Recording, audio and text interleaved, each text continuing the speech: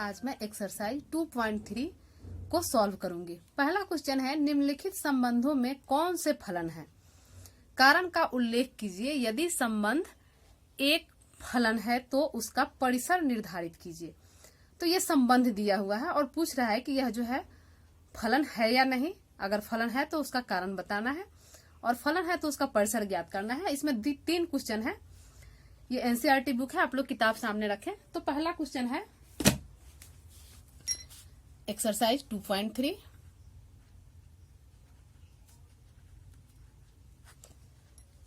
पहला क्वेश्चन है, ये दिया है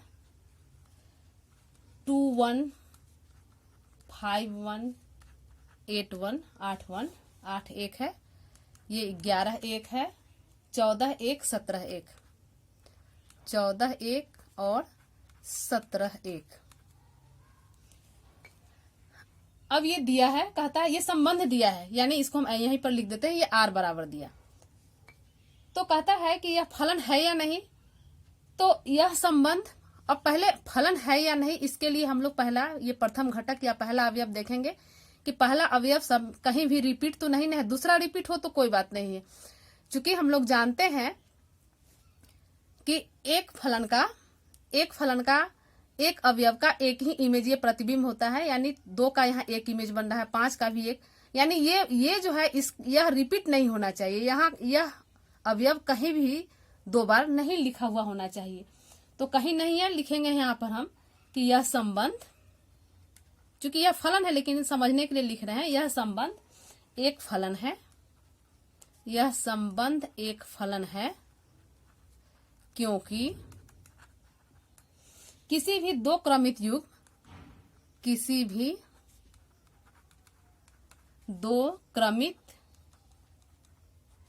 युग्म का पहला घटक कहें या अवयव कहें, जो कहें, पहला घटक बराबर नहीं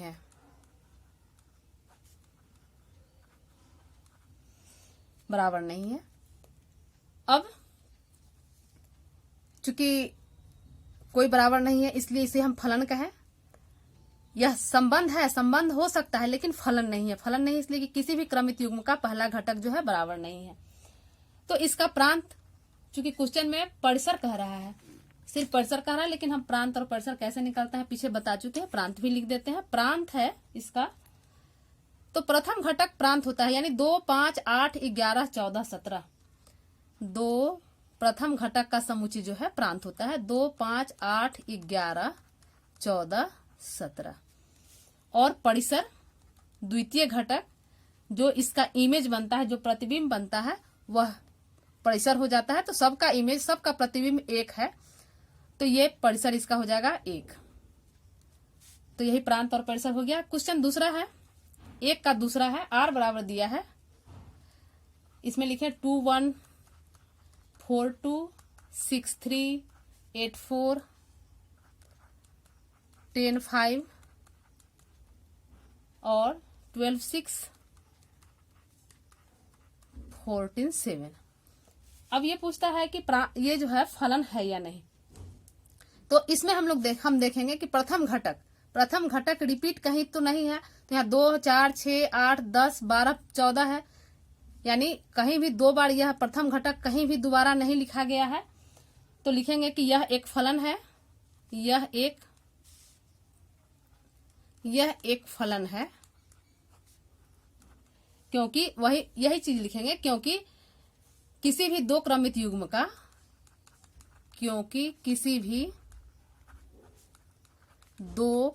युग्म का,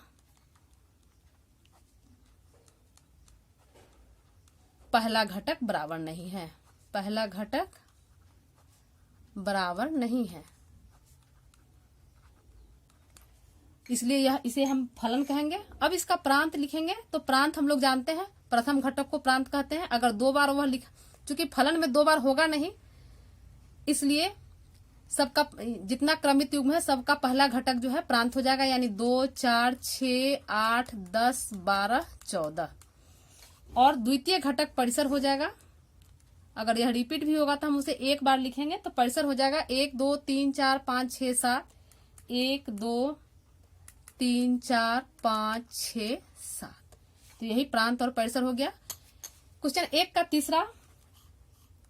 तीसरा दिया है 1 3 1 5 2 5। आर बराबर करके लिख लेते हैं 1 3 1 5 और 2 5। अब चूंकि यहां देख रहे हैं कि प्रथम घटक यहां रिपीट है, यानी यह क्लियर है कि यह जो है फलन नहीं है, यानी यह जो है कहेंगे कि यह जो है फलन नहीं है।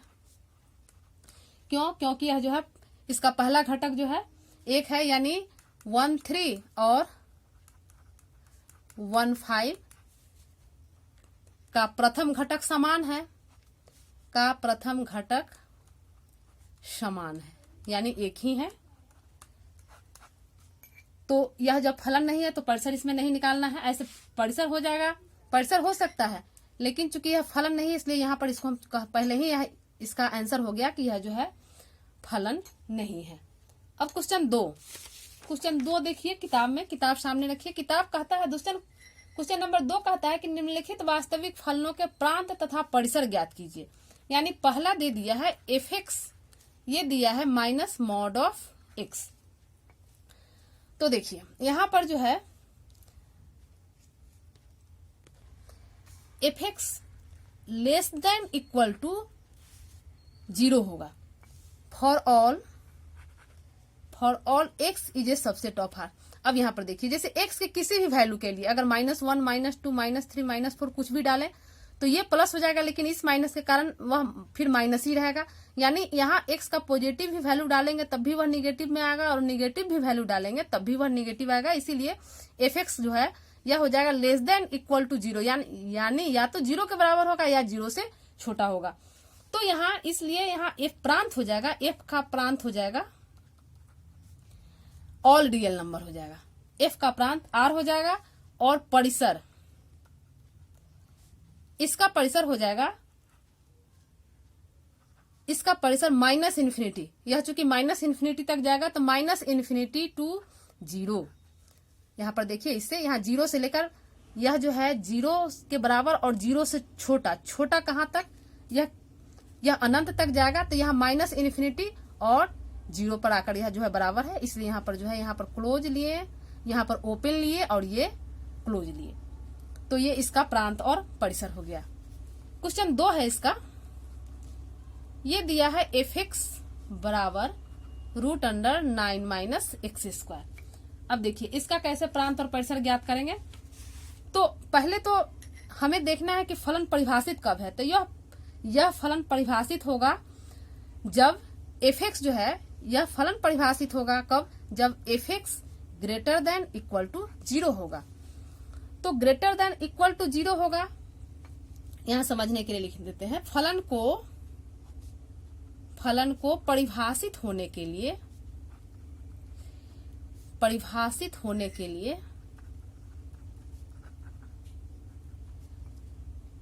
f(x) > 0 होना चाहिए। तो अब यहाँ पर ये देखना है कि चूंकि x का वैसा वैल्यू हो जिससे या तो ये 0 के बराबर हो या 0 से बड़ा हो। चूंकि 0 से जब छोटा हो जाएगा तो रूट के अंदर जो है वह निगेटिव हो जाएगा, तो निगेटिव हो जाएगा तो वह रियल नंबर यानी वास्तविक संख्या नहीं होगा। इसलिए फलन को परिभाषित होने के लिए f(x) > 0 होना चाहिए। अब f(x) > 0 ले रहे हैं तो इससे हम इसको f(x) चूंकि 9 - x² के बराबर है तो इसको हम ऐसे लिख सकते हैं 9 - x² > 0 होना चाहिए। यह इंप्लाइज करेगा चूंकि दोनों तरफ स्क्वायर करेंगे, यह समीकरण जैसा इसका नियम होता है, दोनों तरफ स्क्वायर करेंगे तो इधर 0 है, मान में कोई फर्क नहीं होगा, यानी 9 - x² > 0। यह इंप्लाइज करेगा दोनों तरफ -9 करेंगे तो यहाँ ये 9 कैंसिल हो जाएगा, यहाँ बचेगा -x² < -9, या 9 को इधर भेजिए समीकरण जैसा हो जाएगा। लेकिन इसमें क्या होता है कि जो ही माइनस से भाग देंगे चिन्ह जो है उलट जाता है, यानी यहाँ ग्रेटर देन है तो लेस देन हो जाएगा, यानी ये इंप्लाइज करेगा x² < 9। अब इससे हम निकाल सकते हैं, यह इंप्लाइज करेगा x² चूंकि यहाँ लेस देन और इक्वल टू है तो हम इक्वल टू लेकर चल रहे हैं एक्स स्क्वायर के वैल्यू के लिए। तो एक्स स्क्वायर, चूंकि X square is equal to 9, तो देयरफॉर यहाँ से एक्स निकालेंगे तो ये हो जाएगा +-3। अब देखिए एक्स के +3 के लिए और x -3 के लिए यह जो है परिभाषित होगा। इसमें डाल के देख लें, अगर +3 डालेंगे तब भी यह जो है 9 हो जाएगा यानी 0 के बराबर, और -3 डालेंगे तो स्क्वायर है तब भी यहाँ 9 आ जाएगा यानी 9 - 9 0 हो जाएगा। तो अब हम यहाँ पर लिखेंगे, इसलिए f परिभाषित है,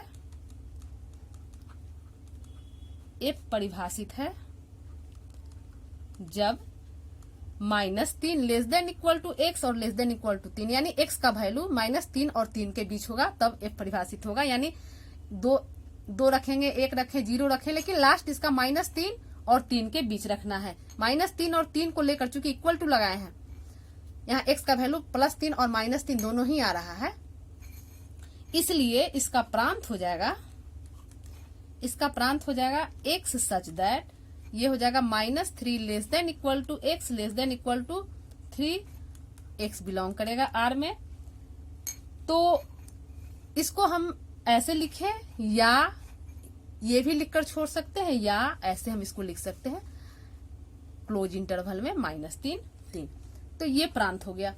अब परिसर के लिए, चूंकि परिसर के लिए तो क्लियर है कि fx जो है ग्रेटर देन इक्वल टू 0 होना चाहिए। परिसर के लिए जैसे ग्राफ में हम लोग पीछे ग्राफ समझ चुके हैं, तो ये जो ग्राफ होता है तो ये हमारा x का ग्राफ, ये होता है x और ये fx, तो ये जो है यहाँ पर ये 0 ऑलरेडी क्लियर है, यानी यहाँ पर हम ध्यान दें परिसर के लिए कि fx जो है ये ग्रेटर देन इक्वल टू 0 होना चाहिए।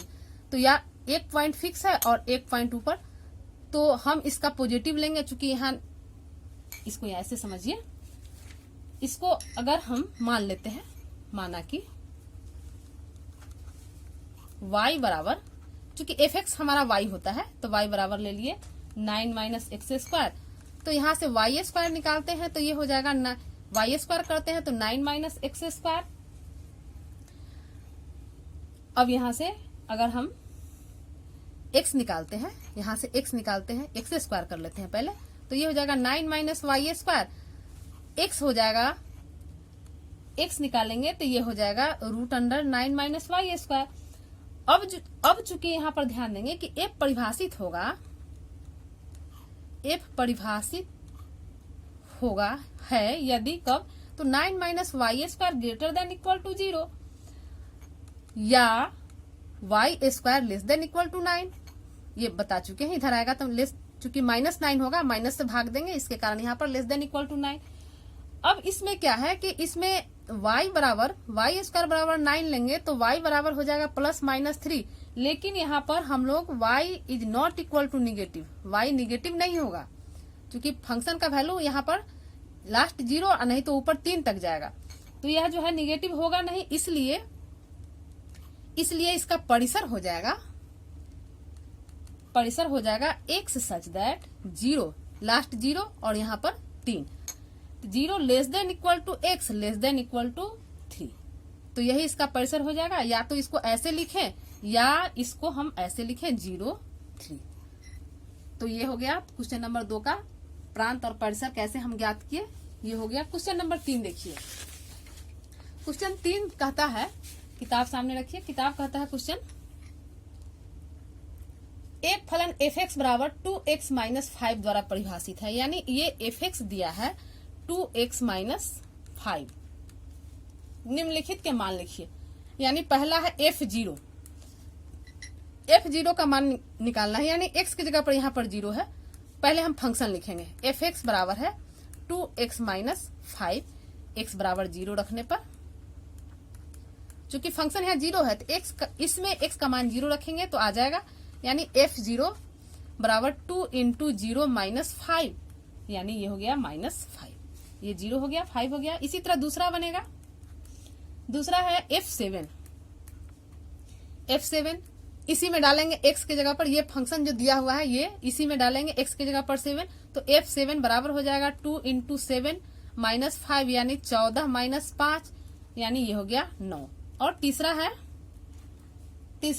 f -3, तो इस फंक्शन में x की जगह पर -3 डालेंगे, x की जगह पर -3 यानी -3, तो यहाँ जो है 2x - 5 यानी 2 इंटू -3 -5, ये हो जाएगा -6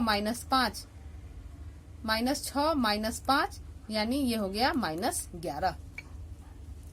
तो ये हो गया, बहुत ही आसान क्वेश्चन था। ये इस तरह का क्वेश्चन बहुत ही आसान होता है। क्वेश्चन 4 ये भी आसान है। कहता है फलन T सेल्सियस तापमान का फ़ारेनहाइट तापमान में प्रतिचित्रण करता है, जो TC यानी ये दिया हुआ है TC is equal to 9C/5 + 32 द्वारा परिभाषित है। निम्नलिखित को ज्ञात करना है। सेम जैसे पहला बनाए हैं, तीसरा क्वेश्चन बनाया है, सेम उसी पर है, यानी T0 निकालना है। तो C के जगह पर हम 0 डाल देंगे, तो ये हो जाएगा 9 × 0/5 + 32 तो ये तो 0 हो गया, पूरा 0 है, तो ये बच गया 32। दूसरा ये है T28 है, तो C की जगह पर 28, सेम इसी फंक्शन में टोटल जो क्वेश्चन है सब इसी फंक्शन में रखना है। तो C की जगह पर 28 रखेंगे, 9 × 28/5 + 32, इसे गुना कर देंगे, यानी 9 × 8 = 72 और 9 दूनी 18 और 7 × 25 252/5 + 32। सॉल्व करेंगे इसे, भिन्न का जोड़, तो ये हो जाएगा 5 252 + 5 दूनी 10 और 5 3 15 1 16 160, यानी ये हो जाएगा 0 6 5 11 2 1 3 1 4 412/5। दूसरा हो गया। तीसरा है T-10 ज्ञात करना है। C की जगह पर माइनस रखेंगे, -10/5 + 32, ये 5 दूनी 10 यानी ये हो गया -18 + 32, तो ये हो गया 12 में से 4 8 गया 4 और ये 2 में से 1 गया 1, 14 हो गया। इसका चौथा देखिए, चौथा क्वेश्चन है C का मान जब TC = 212। ये क्वेश्चन है, क्वेश्चन में दिया हुआ है TC जो है जब 212 हो, तो TC की जगह पर यहाँ पर चूंकि ये फंक्शन हमारा है TC, इसको लिखते हैं पहले। TC दिए हुए हैं 9C/5 + 32, यहाँ पर TC की जगह पर 212 डाल देंगे। 212 C का मान ज्ञात करना है हमें यहाँ पर, तो ये 9C/5 + 32, यहाँ से 32 इसको हम पहले इधर लिख लेते हैं, 9C/5 + 32 = 212, यहाँ 9C/5 बराबर हो जाएगा 212 - 32, घटा देंगे, 2 में से 2 गया 0 और 11 में से 3 गया 8, 180 यहाँ से C निकालेंगे, देयरफॉर C बराबर, तो 180 और यहाँ 9/5 है, इधर आ जाएगा 5/9, ये हो जाएगा 9 दूनी 18 20 यानी 100 डिग्री। यही इसका आंसर हो गया। तो ये क्वेश्चन हो गया, क्वेश्चन 4 का कंप्लीट हो गया। क्वेश्चन 5 कहता है निम्नलिखित में से प्रत्येक फलन का परिसर ज्ञात कीजिए, यानी ये परिसर ज्ञात करना है। क्वेश्चन 5 में है परिसर ज्ञात करना है, किताब सामने आप लोग रखें, परिसर ज्ञात कीजिए जो फलन दिया हुआ है। तो पहला है f(x) दिया है 2 - 3x, 2 - 3x और ये कह रहा है कि x बिलोंगिंग R और x ग्रेटर देन 0। तो अब चूंकि इसको मान लेते, चूंकि f(x) y होता है, इसको मान लेंगे, माना y बराबर 2 - 3x। परिसर ज्ञात करना है, इसलिए पहले यहां से हम x ज्ञात कर लें और यहाँ पर इसको इधर लाएंगे तो 3x बराबर हो जाएगा 2 - y और x बराबर हो जाएगा 2 - y/3। अब चूंकि कह रहा है x ग्रेटर देन 0, तो देखिए x ग्रेटर देन 0, तो यह इम्प्लाइज करेगा, x निकाल चुके हैं यहाँ पर 2 - y/3, ये ग्रेटर देन 0 हो जाएगा। ये समीकरण जैसा हो जाता है, 3 बटा 3 गुना दोनों तरफ 3 करेंगे तो ये कैंसिल हो जाएगा, यानी 2 माइनस वाई ग्रेटर देन 0। ये इंप्लाइज करेगा माइनस वाई ग्रेटर देन -2, समीकरण जैसा इधर 2 आएगा माइनस में, और माइनस से भाग देंगे तो ये y लेस देन 2। अब देखिए यहां पर जो है y लेस देन 2, यानी यहां पर जो है परिसर के लिए 2 माइनस वाई, यहीं पर क्लियर है, 2 माइनस वाई ग्रेटर देन 0 होना चाहिए, यानी y जो है ये यहां पर 2 माइनस वाई, यानी y 2 के लिए, यानी y लेस देन 2 आ गया। तो परिसर y लेस देन 2 से लेकर वह माइनस इन्फिनिटी तक जाएगा, यानी इसको हम कहेंगे कि f का परिसर जो है माइनस इन्फिनिटी, क्योंकि लेस देन 2 यानी 2 से छोटा, तो 2 से छोटा कहां तक, तो माइनस इन्फिनिटी तक से 2 तक, यहां पर हम क्लोज इंटरवल दिए, यानी माइनस इन्फिनिटी से 2 तक इसका परिसर होगा f का। क्वेश्चन 2 है fx, ये दिया है fx बराबर x² प्लस 2, ये क्वेश्चन है, कहता है x एक वास्तविक संख्या है, x एक वास्तविक संख्या है। तो यहां से हम इसको y मान लेते हैं, यानी y बराबर है x² प्लस 2, यहां से x² निकालते हैं तो x² हो जाएगा y माइनस 2, यानी x निकालेंगे तो ये हो जाएगा y माइनस 2 का रूट। तो अब यहां पर हम क्या देखते हैं कि फलन तब परिभाषित होगा जब यह फलन, लिखते हैं समझने के लिए, फलन परिभाषित होगा जब y minus 2 greater than equal to 0। तो y माइनस 2 ग्रेटर देन 0, यानी यहां पर देयरफॉर ये हो जाएगा y greater than equal to 2। तो इससे f का परिसर होगा y सच दैट f का परिसर होगा ये यहां पर y such that y belong कर रहा है R में, और ये y greater than equal to 0, यानी अब देखिए यहां पर y greater than equal to 0, यानी y का वैल्यू 2 और कहां तक जाएगा, तो इन्फिनिटी तक, लास्ट 2 है, तो यहां पर लिखेंगे इसको हम 2 और ये इन्फिनिटी, तो ये परिसर हो गया। 3 क्वेश्चन 3 कहता है fx, यहां पर क्लियर हो जाना चाहिए, y greater than equal to 0, यानी 2 इक्वल टू 2, यानी 2 के बराबर तो है, लेकिन ग्रेटर देन यानी कहां तक, तो इन्फिनिटी तक, इसीलिए यहां पर 2 से इन्फिनिटी लिया गया। तीसरा क्वेश्चन है fx बराबर दिया है x एक वास्तविक संख्या है, x एक वास्तविक संख्या है। तो चूंकि x एक वास्तविक संख्या है, यानी x बिलोंग कर रहा है R में, तो y बराबर, ये fx y होता है, तो y बराबर x या x बराबर y, दोनों बात एक ही है, यानी यहाँ पर y बिलोंग करेगा R में, तो इसलिए ये तो क्लियर है, x बिलोंग कर रहा है R में और यहाँ y बिलोंग कर रहा है R में, यानी f का परिसर R हो जाएगा, f का परिसर ये R हो गया। तो यही आज एक्सरसाइज 2.3 कंप्लीट हो गया। आप लोग इसे पूरे अच्छे से देख लें, बहुत अच्छा एक्सरसाइज है। वीडियो को लाइक करें, शेयर करें, धन्यवाद।